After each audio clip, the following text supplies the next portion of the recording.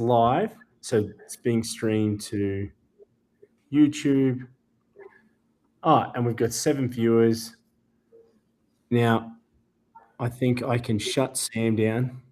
Yep, and this is it. So the desktop version wasn't working. The web version is. And yeah, and then there's an audience in the... So Stephen, Hamza, Chris is here, Oswaldo, Josh. Okay, great. You can see us. Fantastic. And Adam, you've got 6 minutes to spare. Oh my goodness. Really well done. Really well done. All right, Adam, do you want to go for a bit of intro and then Tim and I can kick it off from there? Yeah, thanks so much, guys. So much happening in Fireside at the moment. We've got more panelists coming on board in the last week. Paul, Bobby, we've got a lawyer joining the team soon. So so much happening at Fireside, so we can help everyone with just about anything, which is really exciting times. So of course, these webinars are fantastic to address specific issues. So thanks so much to Tim for joining us tonight to discuss responding to the budget. And thanks, Bobby, for emceeing. No worries at all. Absolutely, my pleasure. All right, Adam. Well, we'll probably say goodbye to you for now, and Tim and I will take it from here. Okay. All right, so quick introduction for Tim. So Tim is the lead for the Ready One Group, which is a Melbourne-based business and tax advisory firm. So the firm was established as a boutique practice that provides commercially focused expertise while maintaining a highly personalised, relationship-driven approach. And in my conversations and getting to know Tim here at Business Advice, I can absolutely attest to that. So Tim, do you want to give us sort of just a really brief overview perhaps of yourself and how we're going to position this tonight for the viewers? Yeah, thanks for the intro, Bobby. Yeah, so as Bobby said, accounting firm in Melbourne, we've been going for about 8 years. We started basically from scratch, and we just built it up through service and referrals and word of mouth, things like that. So we started just before COVID. COVID made us really busy. We got in the trenches during COVID. We got out of that. It sort of hasn't been smooth sailing since we started, unfortunately for a lot of people. But here we are again with some tax changes that look like they will change the landscape for a lot of business owners. Yeah, absolutely. And, there's a lot of discussion out there in all channels about it. And I think that there's, people are popping out of the woodwork, all with their own perspectives. There's people on either side of politics taking a position and trying to frame this up, whether it's in a good light or a bad light. But today, I haven't seen any hard facts. So hopefully we can get to the bottom of that today, Tim. Mate, do you want to give us just maybe a bit of a perspective on the potential legislation that's coming through and what the impact of that would be? Yeah, so you'd probably be nearly living under a rock if you haven't heard anything about the proposed changes, and that's all they are at the moment is proposals. So we haven't got some definite rules. There's 3 major things. So the first one is negative gearing for investment properties. The government are making some drastic changes there in terms of buying properties and not being able to claim the losses against them on other income. The second thing is capital gains tax. Again, there's some major changes with that that are coming into play, and the tax consequences on that are going to be drastic. And the third thing, which has been the most controversial one, is changes in tax law legislation, trust laws. So there's going to be a minimum rate of tax on trust distributions, and they're also doing things like basically not allowing you to use bucket companies anymore because it'd be double taxation. So people just won't do it. As I said before, at the moment, they're purely just announcements. The negative gearing changes and the capital tax changes have been introduced to Parliament. So we have some idea around what the rules will be, but there's still some negotiation on that. With the trust law changes, we've still got some time before we see some legislation. And I don't think we'll see any legislation till later in the year or early next year. And the amount of, I guess, noise about Labor at the moment, they might do a backflip. There's been announcements in the past that haven't gone through, so time will tell, I guess. Yeah, they're still going to try and stay in government, which I think is number one. Okay, so if we zoom out a little bit, what do you think the government is actually trying to achieve? You know, they've got a constituents, and they've got essentially they've got the broader demographic of Australians in mind. You know, that's how they project this. What are they trying to do? I mean, with the capital gains tax and negative gearing changes, their commentary is that they're trying to make housing more affordable. But from what I've experienced in the last few weeks, a lot of new entrants into the market will do what's called rent vesting. So they will rent where they want to live and invest where they can afford to buy. So, for example, young professionals in Sydney, they cannot buy a house there because the prices are so substantial. So they would typically buy in an area in Australia they can't afford, and rent there, and thereby hopefully get some capital gains on those investment properties to allow them to get into the market in the future. So they can no longer do that because it's unaffordable for them to hold an investment property because they can't claim the negative gearing against their income, right? Yeah. So there's that. And then with the trust law changes, these are, for me, really controversial because they're affecting people that basically split income to people with low incomes. So the two common examples we see with the trust laws are, first of all, you'll have a young family and one parent decides to stay at home full time, and the other one will start up a business to give them the flexibility. So in a typical example, they might be earning 100, 150 grand as a family, splitting that income two ways, thereby reducing tax. Whereas now, the first 45 grand is a minimum of 30% tax. So there's additional tax payable on that scenario if you do nothing. And the other example is your self-funded retiree that have money in a trust. They distribute their income. Now they're saying there's going to be a minimum tax of 30% on those distributions, so it makes it harder for them as well. I think their argument is someone that's earning 150 grand as a wage should pay the same amount of tax as someone earning 150 grand running a business. But my view is running a business is a lot more riskier than rocking up to work every day and getting paid a wage, because you're taking on risks of a business, you're putting yourself on the line, and as we know in business, things can go wrong. So for me, it's a punishment against those people, but there's still ways we can get around these rules once they're implemented. You just have to be smart about the restructuring, and there'll also be, they said there's going to be revisions to restructure. So my views are, depending on your circumstance, now everyone's different and everyone's circumstance should be looked at separately as an individual, but there's going to be ways around it. We just need to work out what the best way forward is given someone's circumstances and position. Yeah, I understand. And so you touched on it there a little around people's ability to invest and the appetite for investment within the market. Can you drill into that piece just a little bit more? Because from what I've heard, there's already impacts on, say, the property market, and I think there could be a broader economic impact of an unwillingness to invest as a result of the lack of incentive to do so.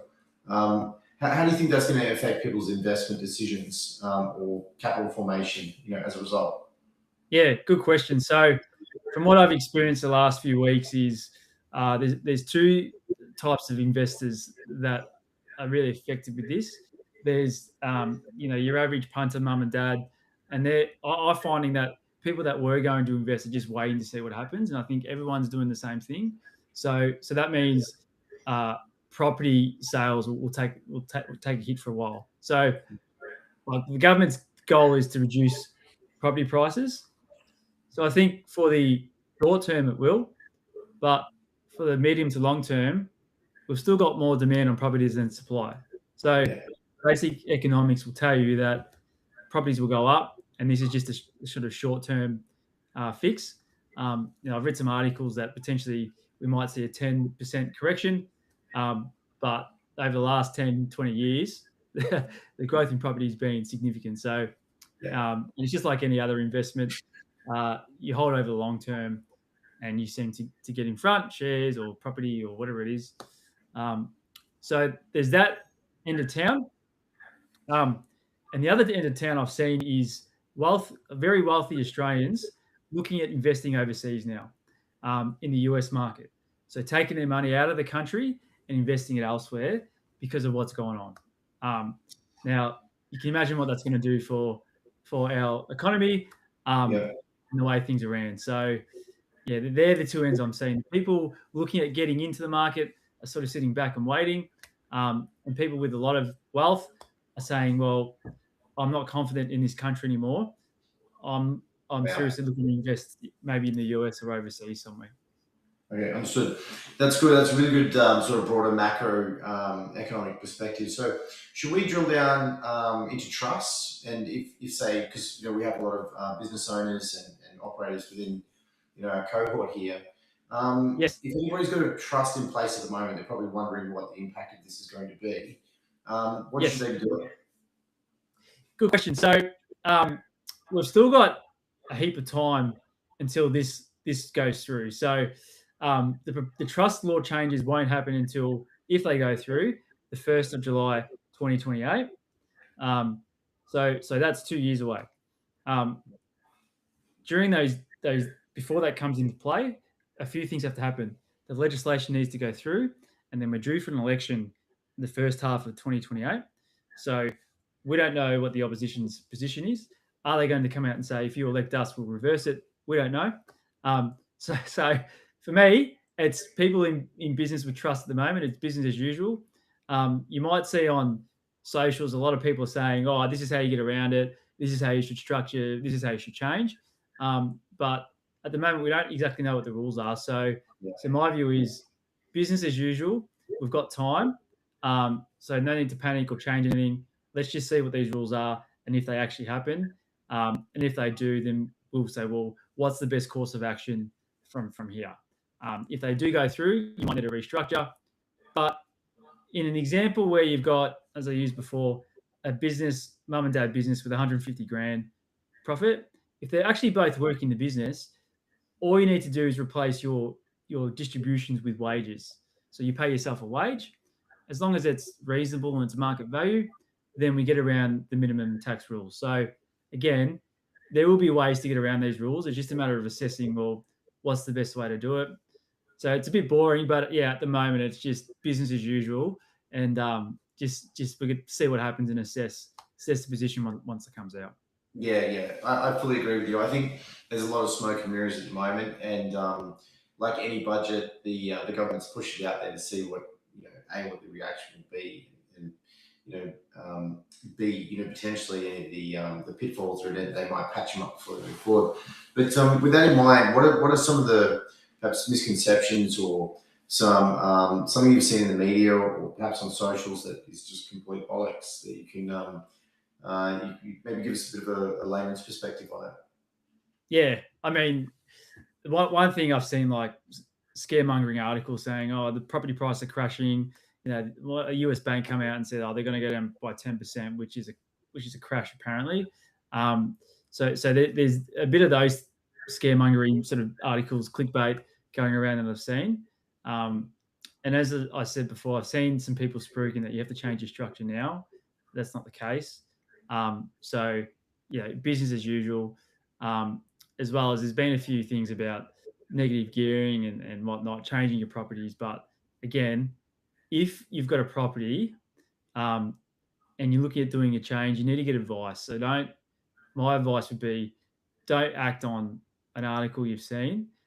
Speak to an accountant, speak to your accountant and say, well, this is what I'm looking at doing. What's the best way forward? There are a few clever things you can do, like making sure that with the negative gearing, if you have an existing property, you can still use negative gearing that property. If you buy a new property, you can't. So the goal is, in that instance, is if you've got if you buy another property, is to keep the existing property debt as high as possible. Do not pay it off and pay other debt down. So little things like that you can do. But again, there's been a lot of panic about what's going on, which we can't control the narrative of what's going to happen. It's just making a calculated assessment of what the best way forward for people, basically. Yeah, I fully understand. And with that in mind, is there potential benefits out there for businesses? I mean, is there any, silver lining for the cloud when it comes to perhaps different size businesses or different structures? Can this help some people? Yeah.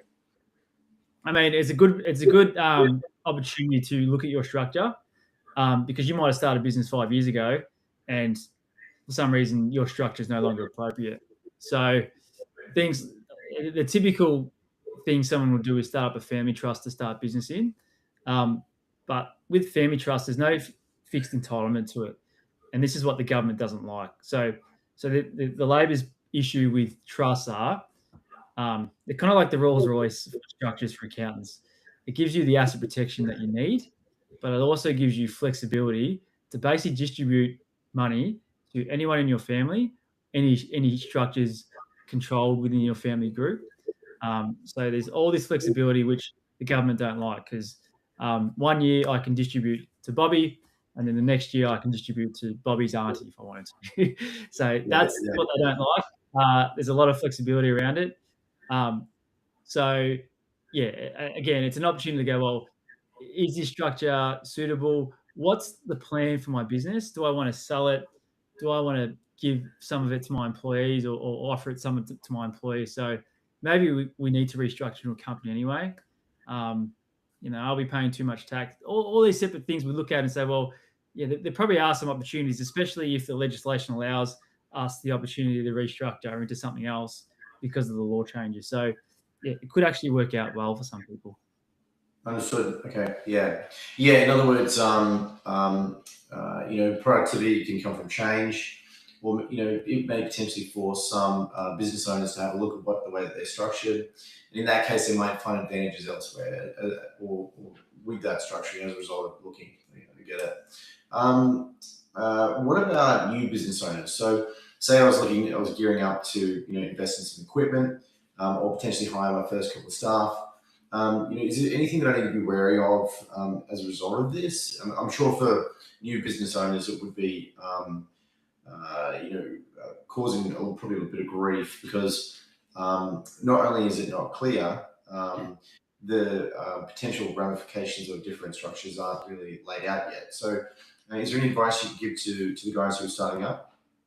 Yeah, good question. So, for me, we stick to what we know and what the current rules are, but we also need to work with the new rules in mind. So really these rules only affect people who have someone to distribute that's under 45 grand of income. So for a lot of businesses, it actually won't impact them because they don't have people in those brackets we can distribute to. So for new businesses, we really say, well, what's the goal for the business? Have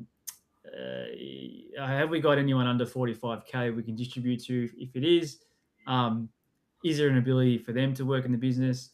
If it isn't, well, maybe a trust isn't the best structure and we go down a company route.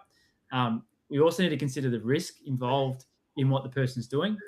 So, a marketing consultant doesn't have as much risk as an electrician would, for example, in the business of something going wrong.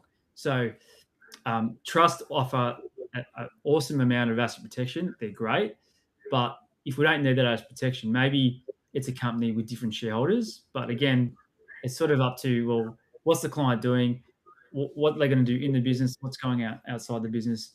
And how do we best protect everything they've got and minimize tax as well? So there's no, one straight structure that should be appropriate for everyone. It's dependent on their circumstances. Understood. But I guess it's important that when they start, they get that advice from a trusted advisor to say, well, this is what I'm doing. What's the best structure? Not just go, oh, I'm going to set up a trust because my mate down the street told me it's the best thing. Yeah, which I'm sure a lot of people would do. Hey, so with that in mind, if say a business owner gets some advice and there's a total, restructure in regard to the way that they're set up that could potentially benefit them, what does that look like from the business owner's perspective? Can you walk us through like what a restructure would look like and how that is facilitated? Yeah. So one particular scenario to work well is at the moment we see a lot of businesses run through family trusts, right? And we typically do tax planning and say you've got a really good year of income. If we distribute it all through yourself, it might be one person involved. You're going to pay tax at 47%, right? Which is not ideal. So in that instance, we'll consider setting up what's called a bucket company, and we distribute the profits from the trust to the bucket company, and we pay 25% tax in that example. So with the new rules, they're taking that away from us. So we then say, well, if that's not going to be appropriate for you anymore, we actually need to get the business into the corporate environment. And if it's making that kind of money, then it probably makes sense, because with a trust, you have to distribute the profits out. But in a company, you've got a choice. So you might say, well, let's set up a company with a holding company, for example, and we can take all the profits out and sit it in the company. Whereas in the current scenario, it gets a bit messy because you've got bucket companies over here. So yeah, there are some opportunities to restructure in that kind of manner as well. Yeah, understood. And so say I'm trying to do progressively to the demographics that I can think of that this can impact. Say I'm perhaps coming to the end of my business ownership life, and I'm thinking about retiring maybe in the next 5 or 10 years. Is there something that they can do, or what would be the impact of these potential changes for those business owners who've been at it for a while? I mean, this one's a massive change, and it's a great question, because a lot of people will say, "Yeah, I'm going to work my ass off for 15 years or 20 years, and then I'll have an asset that I can sell and retire on," right? And then that final piece is where a lot of people get stuck, because they might say, "Well, you've got all this tax to pay on the sale of the business. What are you talking about?" So there's all these concessions, but you need to qualify for those concessions, right? So with the proposed capital gains tax changes, at the moment, there's a few discounts we use, but everyone gets what's called the 12-month, well, except if you're in a company, 12-month 50% discount. So that means you automatically only pay tax on half of the gain when you have a capital gain. With the new proposed way, it's indexation. So your asset goes up by inflation every year. And if you start a business, you don't have a cost. So inflation on zero is 0%. So you pay tax on the full gain, right? So it's important that we look at the structure. But with the new changes, I did a scenario. You will have, if you have a $2 million gain, with the current rules, no tax, right? With the new rules, there's probably about at least 100 grand in tax with the new rules in that example. So if the game is to build something to retire on, it's again making sure we qualify for those concessions, or those small business concessions, whilst not paying too much tax along the way. So it's tricky, and it does make it a bit trickier with the new capital gains tax rules. But it's more just saying, if you're looking at selling in the future, what's the best way we can do this in terms of the structure for now and the later end sale. Yeah, understood. All right. So this has been probably, we'll call this the first section of the chat. What I thought I might do is go to the guys to see if there's any questions, just to see if we can put you to the test, Tim, to be honest. So let's see if we can get some questions for the guys. Adam, I think you probably got a little bit more visibility on the chat there than us. Yep, I've just messaged everyone. Nothing imminent. So we all know everything about all of the changes. Well, I mean, I must admit, Tim is very comprehensive in his answers. So he's it's covering this very, very well, which is great. Yeah. Okay. I have one. Yeah. There's a lot of talk about the startups, how this is going to affect, and there's a lot of startups that are now that were, they had pre-seed funding in Australia and now they're going offshore. Can you speak to that side of things, Tim? Because there's quite a few in Fireside. Yes. So they've said there's going to be carve-outs for startups, but we don't know what those carve-outs are going to look like. And at the moment, the issue is they've said we're changing the rules. We don't know what those rules are. There's going to be carve-outs, but we don't know what those carve-outs are. So people in those positions are saying, well, I don't know what's going on down here. We're going somewhere else. Because we've almost got at least 6 months of uncertainty around what the rules will be before we see some legislation. So at the moment, everyone's just sitting on their hands and going, well, yeah, we want to start up a business, but we'll go to somewhere else. Like I think Sam just mentioned over to New Zealand, which they don't have any capital gains tax. So it's probably a fair call. Yeah, that's something I've been hearing a lot about as well. Is and actually it's quite surprising, I think, on my socials and worry a lot of the time on socials. I didn't hear much from people who want to invest in homes. I predominantly saw videos of guys who have startups with Albo, in my feed. And I said, "Oh, meet my new business owner. This guy's taking 47%. He doesn't turn up much, but I'm going to hand over half the business to him." Yeah, I did see that. And a lot of people were doing it. I think they threatened to sue people about that as well, Albo. So, yeah, interesting things. But yeah, we've seen the polls. The polls have completely flipped. I think One Nation's like in the lead at the moment, and that's just a result of basically they've said something in an election campaign, and then done something else, and just come out and said, "Oh, our position has changed." So they said they weren't going to touch negative gearing. They have, and they've asked why, and the answer is my position has changed. Now, can you imagine you do that in any other job or any other sort of sporting club or community centre or anything like that? You'd be, thrown to the wolves. So same thing's happening here, but we've still got 2 years and a lot of water to pass under the bridge before the next election. Yeah, and that 2 years is a very long time. Yeah. Absolutely. A lot of people's memories don't go that far, I don't think. So no, don't forget.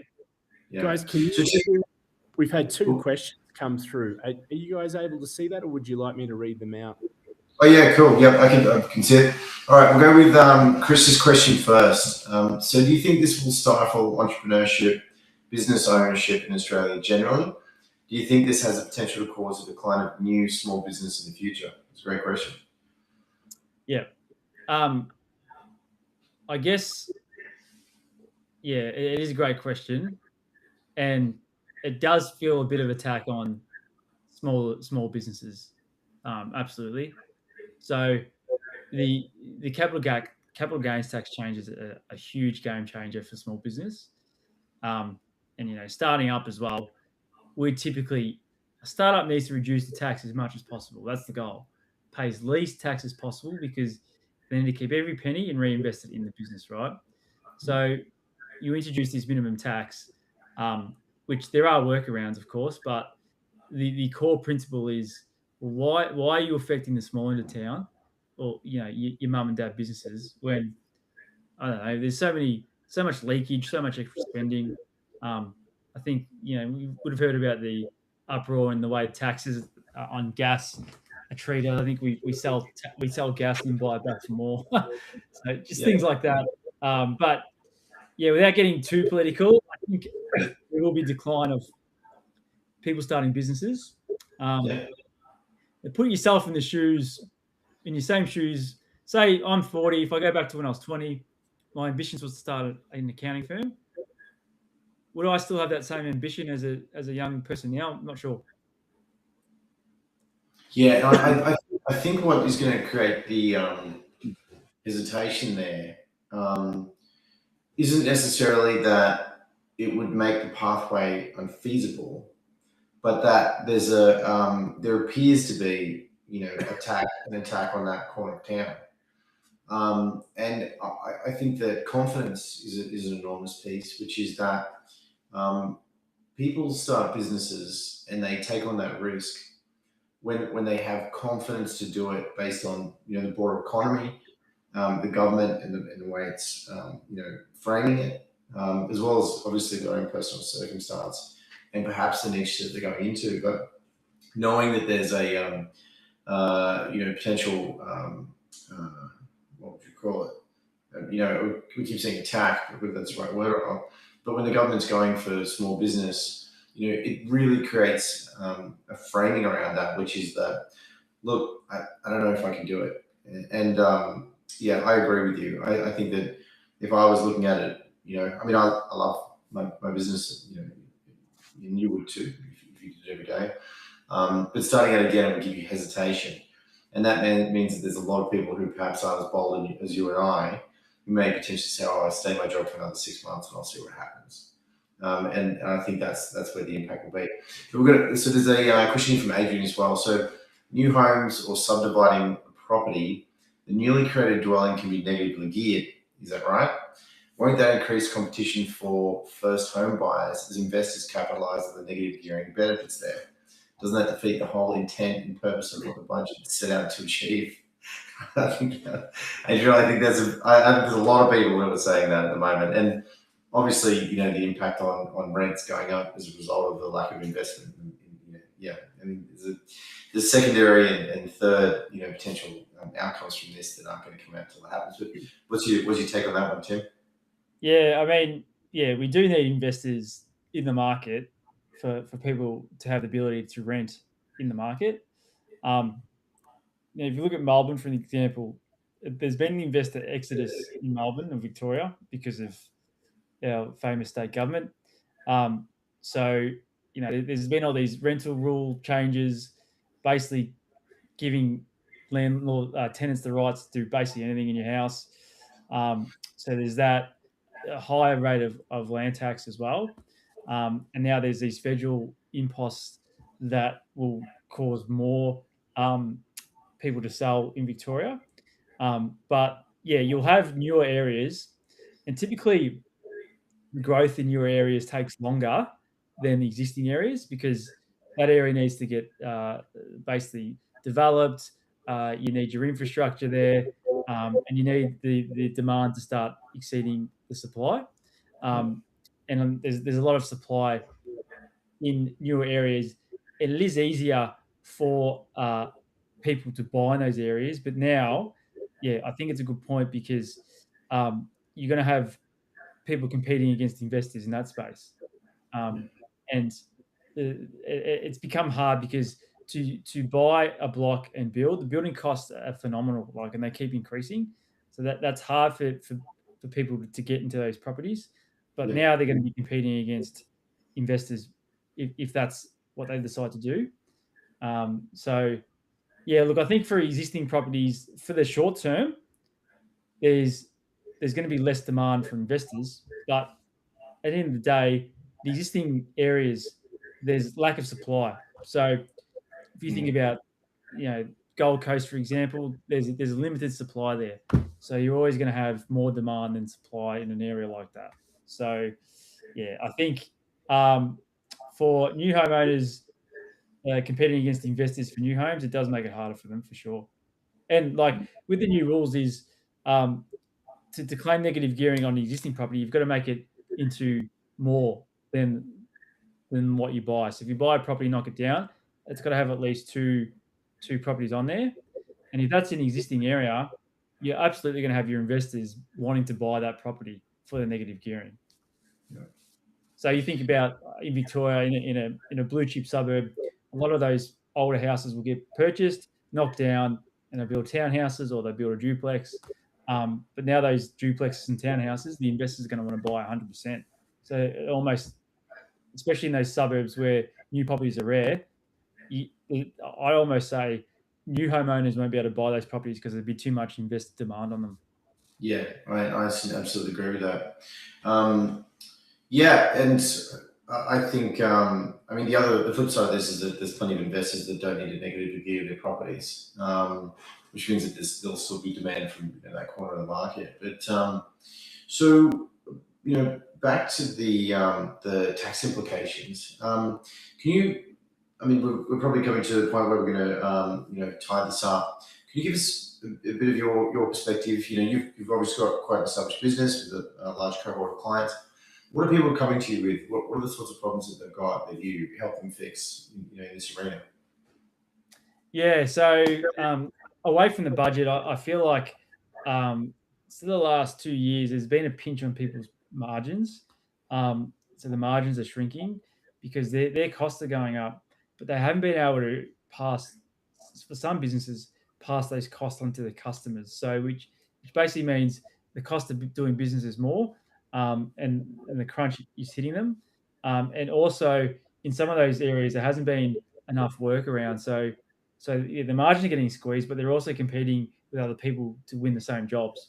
And that's sort of the play in Victoria. So yeah, we've got that issue away from the budget, and I think there's a lot more compliance with the tax office as well. So one example is we're just about to run into what's called payday super. So in the past, an employer wouldn't have to pay their super until the quarter's finished. So it'd always be a massive lump sum at the end of the quarter, but they can work towards that, right? Whereas now you've actually got to pay your super when you pay your employees every week. So more work involved, and it hurts your cash flow. And things like this constantly change. So yeah, I find all these sort of compliance changes, and now I've got these new tax rules. You've really got to be all over the numbers in your business, and if you're not, you might find a bit of trouble. So in the past, we'd run into clients that 15 years ago would run a good business, just because they're good at what they do. Not good at numbers, not good at running the business, just good at what they do. But now you've got to be more than that. Just good at what you do. You've got to be all over your numbers and making sure your margin in space. You're watching your cash, and you're not taking too much money out of the business as well. That can really hurt people. Yeah, right. Yeah, good perspective. So yeah, and all right. Any other questions, anybody? Because we're probably coming to a point where we might summarize this. No, I think we're good. Anything else, Tim? If you were to have a couple of minutes, just to give us your framing of it. Yeah, look, as I said before, it's they're just announcements, but it looks like the capital gains and negative gearing is going to go through. Whether or not it ends up getting reversed, time will tell. We saw in New Zealand they scrapped negative gearing, and then 2 years later they brought it back in because it just created a nightmare for them over there. So well, I think that I mean it's quite interesting because with the Ardern government, that they obviously there's been a test case that's been rolled out in a neighbouring country nearby, and I think one of the biggest implications from that was the massive hikes in rental prices across, say, Auckland, for instance, and the impact that had on people that were potentially going to buy their first home. So hopefully we go through a similar scenario where perhaps if it is rolled out and there's implications that are negative, then it gets rolled back. I mean, I think it'd be a slower burn here because the existing properties are quarantined. So I think rents will go up, but it'd be slower. And I just don't think it's going to improve affordability. Obviously, there'd be more tax collected, but yeah, I don't see how this is going to help affordability, especially if people need to charge more to hold a rental because they can no longer claim a tax break on it. Yep. So if you own a business today, operated through a family trust, which a lot of people do, and you plan to grow and eventually sell that business, what would be a strong piece of advice that you'd give to that person based on what we're talking about today? Yeah. So there's an opportunity in the next couple of years to use bucket companies, so park funds in a company. So that's a good opportunity if you're in the space to do that, because once 1st July 28 hits, we will not be able to do that anymore. So we're telling people, look, if your income's high, let's look at doing that and rolling that out later. And there's also a change in refund of, it's getting a bit technical, but there's refunding of franking credits through trusts that will no longer be available. So looking at people in that scenario as well and saying, well, can we get some refunds in now, before the rules change? So there's that opportunity, but I still think it's business as usual. And maybe there'd be some opportunities there where people might not be dipping their toes into a space in new business because they're worried about these rules. So there's absolutely going to be some opportunities as well.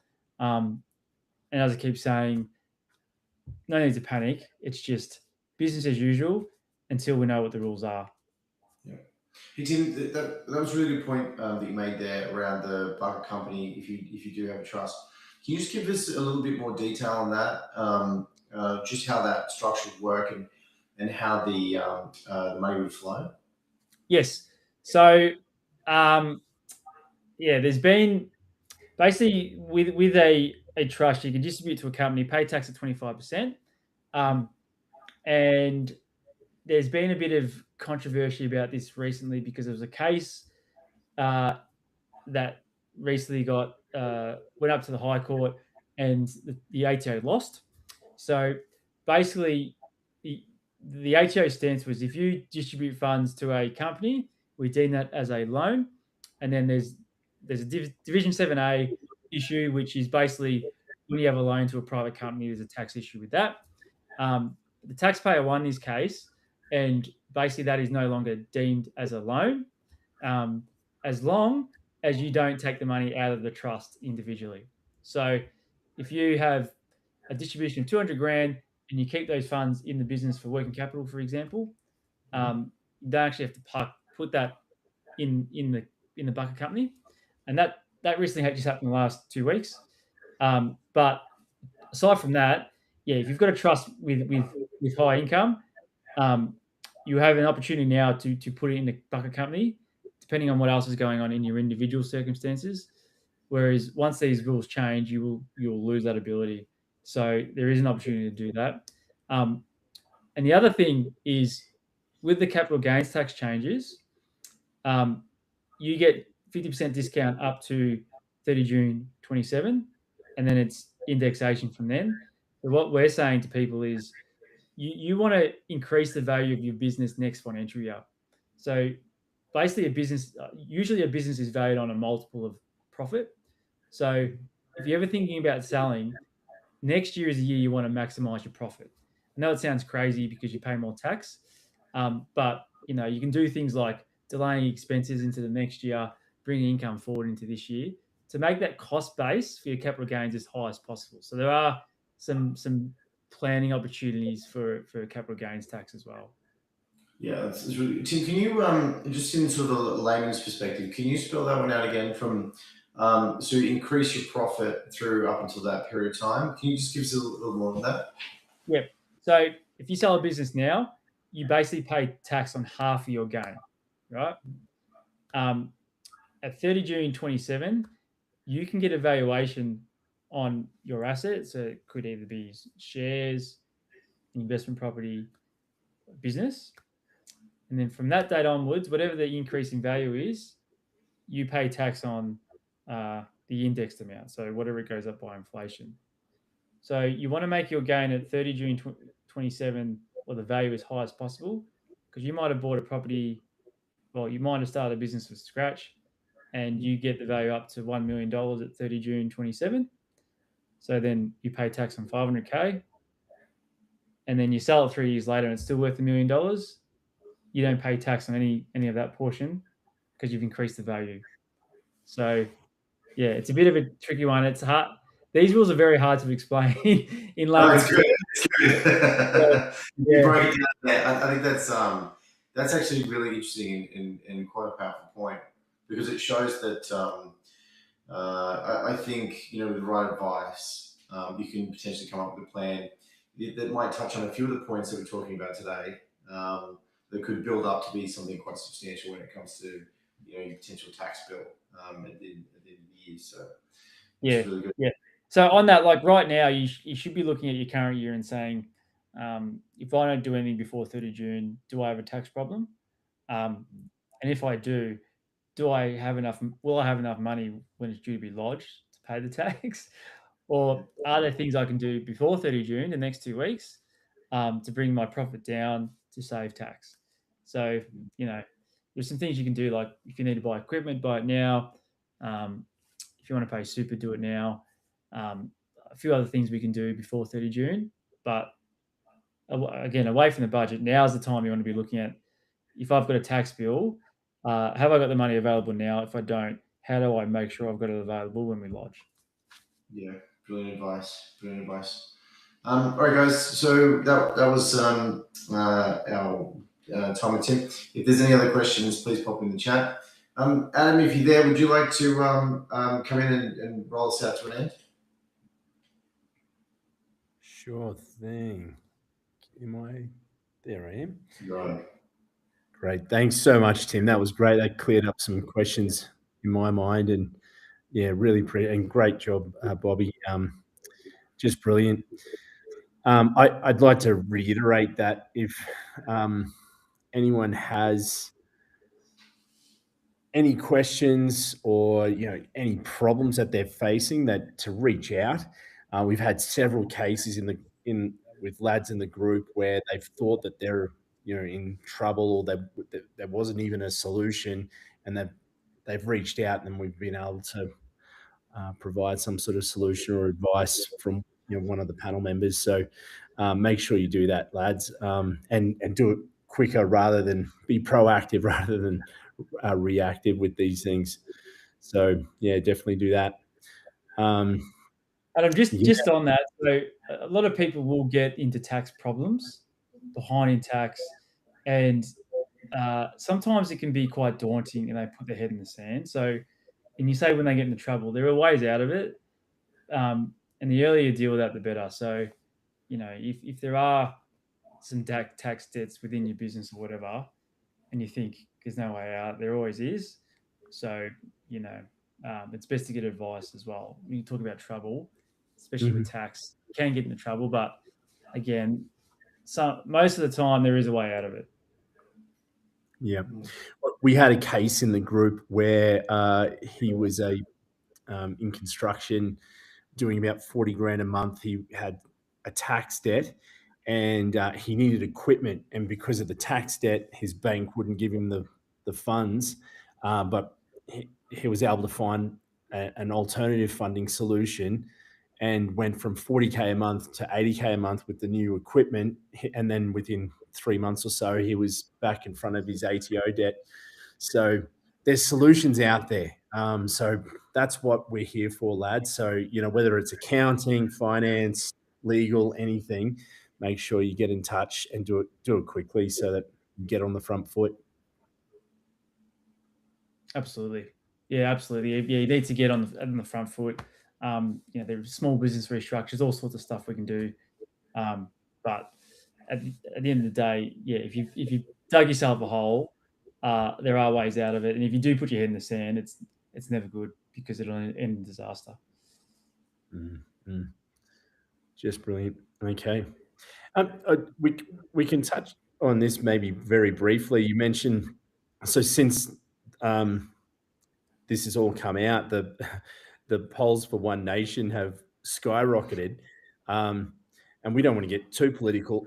Labor have stated that their intention with the budget is to improve intergenerational finances, so the transfer of wealth from the older generation to the younger generation, which is an admirable idea, but we can be a bit doubtful whether that's going to happen. Are we seeing any credible pushback from any of the parties on the budget? Well, it's a good question. I've seen One Nation, and I think they're raising money. Actually, they've raised money to basically run an ad campaign on TV, basically talking about how bad these changes are. And last I heard, it was like something like they raised like $2 million, which I don't think would go far, but it's a bit of I think it's somewhere like 3.5, 4 now. Yeah, That's I think it's the Fire the Liar campaign. Yeah. Yes. Yeah.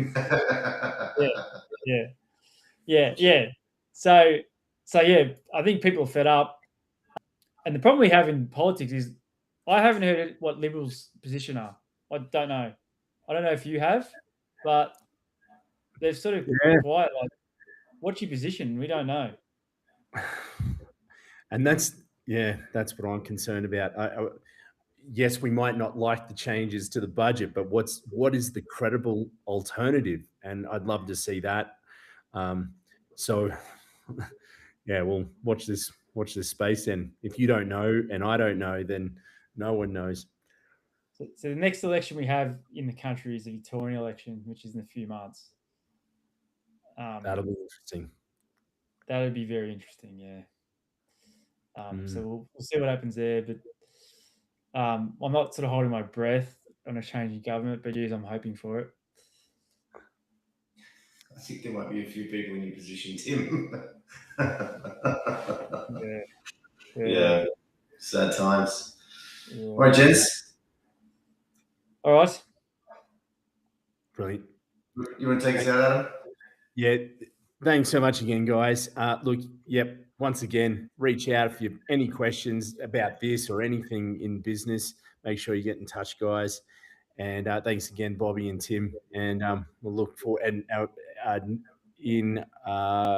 2 weeks, we have Jason McNamara. There's been massive changes to the lending policies. So the borrowing capacity has been severely impacted. So we've got a couple of people addressing this issue and potential solutions. And so that'll be very interesting. So we'll send out the link to everyone.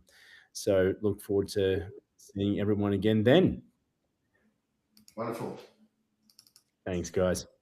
All right, guys. Thank you. Have a great night.